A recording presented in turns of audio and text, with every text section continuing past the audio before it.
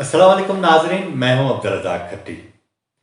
मरियम नवाज शरीफ और मियां नवाज शरीफ ने सवात के जलसे से खिताब किया और अपने मौक़िफ़ पर उसी तरह डटे नजर आए जिस तरह पिछले दिनों वो अवामी जलसों से खिताब करते हुए हमें नजर आए थे। हुकूमत के ये दावे कि मियां नवाज शरीफ के नैरेटिव की वजह से मुस्लिम लीग नून शदीद मुश्किलात का शिकार है और मरियम नवाज पीछे हट गई हैं, लेकिन सवात के जलसे में आज नए इंकशाफात सामने आए और हमने ये देखा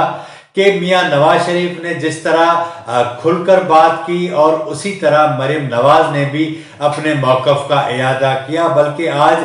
एक नई बात भी उन्होंने ये की और उन्होंने उनके कमरे पर जो आईजी को यरगमाल बनाकर छापा मारा गया था उसका इल्ज़ाम भी इस बार उन्होंने वज़ीर आज़म पर लगाने के बजाय बराए रास्त उन इदारों पर लगाया और कहा कि वज़ीर आज़म की इतनी हैसियत ही नहीं थी कि उन्हें बताया जाता कि वो कराची में हमला करने जा रहे हैं।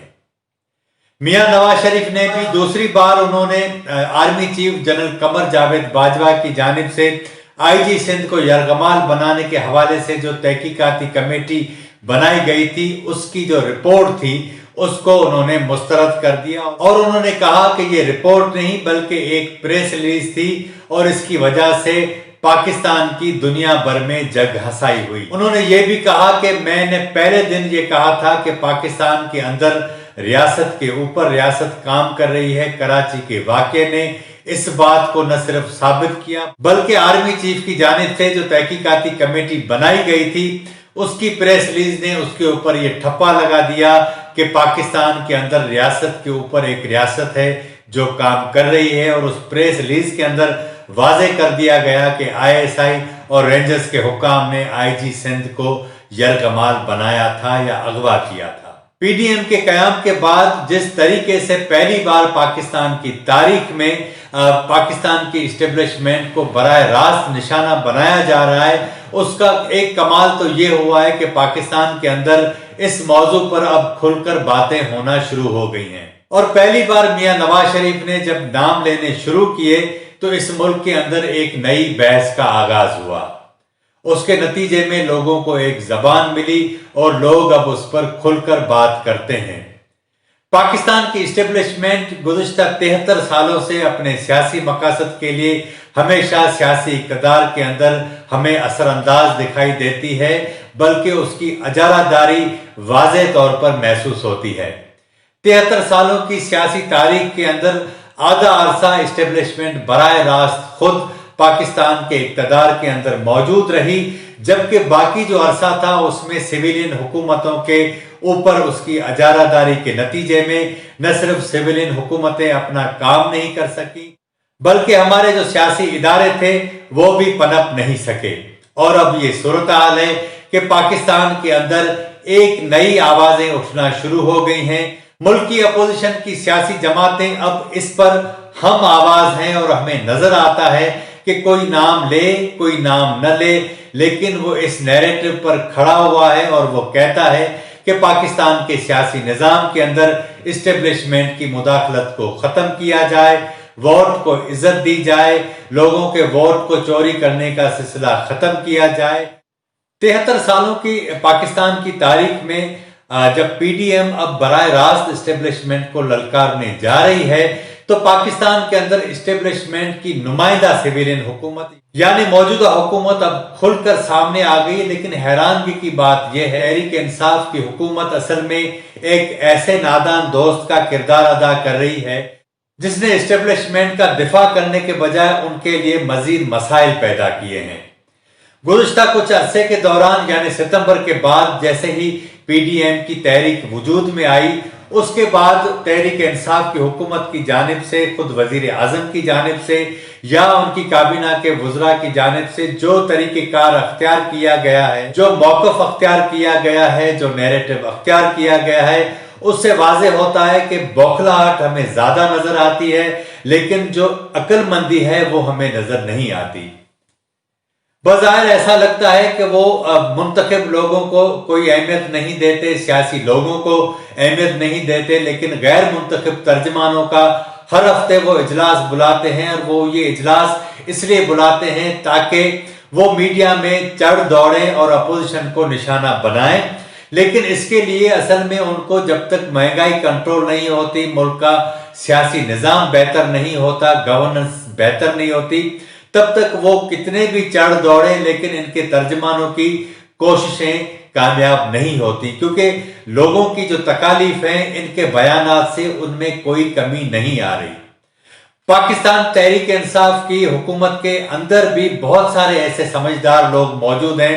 जो आज भी खुलकर बात करते हैं। नदीम अफजल चंद उनमें से एक ऐसे शख्स हैं जो पाकिस्तान तहरीक इंसाफ की जितनी भी बदमाशियां हैं, जितनी भी नाअहलियां हैं, उनकी कभी भी खुलकर वो हिमायत करते या उनकी वकालत करते नजर नहीं आते। लेकिन कुछ अमेरिकन शहरी, कुछ दीगर मुल्कों के शहरी जो इस मुल्क में मुख्तलिफ इदारों के आशीर्वाद से यहाँ बैठे हैं और गैर कानूनी तौर पर वफाकी काबीना के अंदर मौजूद होने के बावजूद इस बात का पता नहीं चलता कि वो हमारे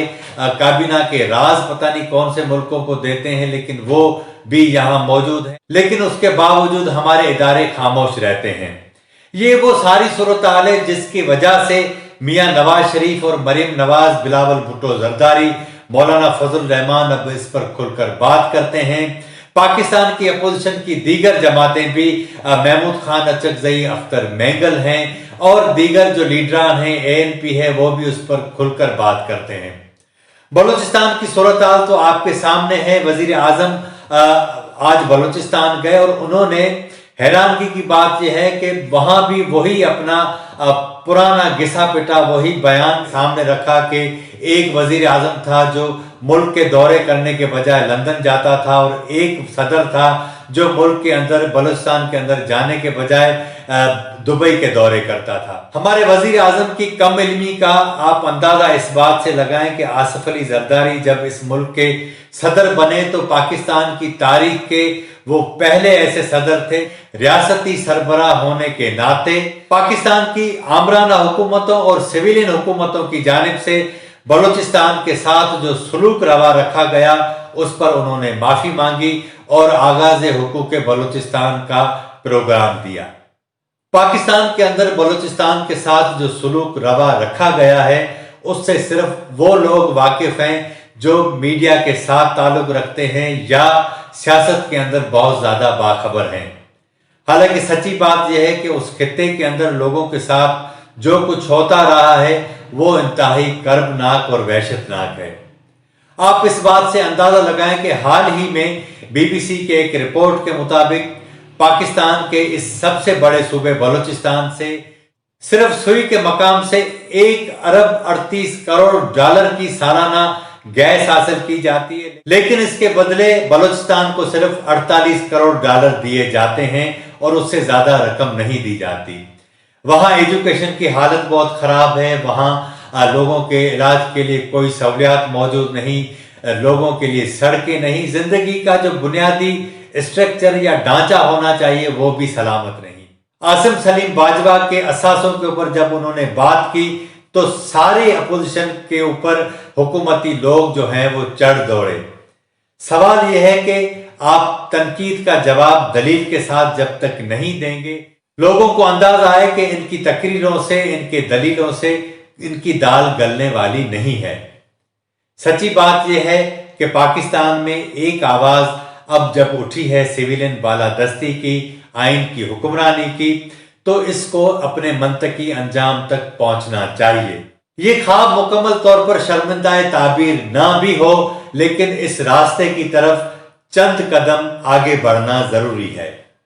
आज के प्रोग्राम में इतना ही। अगर आपको हमारा प्रोग्राम अच्छा लगा हो तो इसे जरूर सब्सक्राइब करें, लाइक करें, शेयर करें और अपनी राय का इजहार जरूर करें ताकि आने वाले दिनों में हम इस प्रोग्राम को मजीद बेहतर बना सकें। मुझे इजाजत दीजिए। अल्लाह हाफिज।